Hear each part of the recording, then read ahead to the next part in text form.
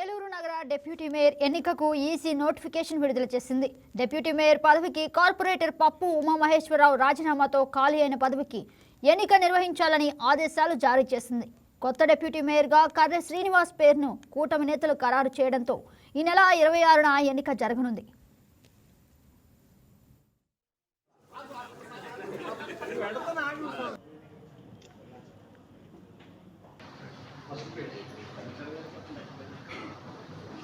నగరపాలక సంస్థ మేయర్ గారికి, శ్రీ డిప్యూటీ మేయర్ గారు ఉమామహేశ్వరరావు గారికి,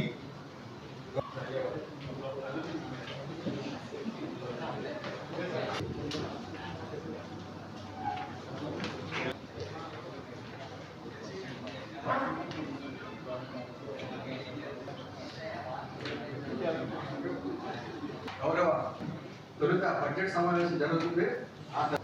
సో బడ్జెట్ మీటింగ్ తర్వాత జనరల్ మీటింగ్ ఉంటుంది కాబట్టి గౌరవ సభ్యులు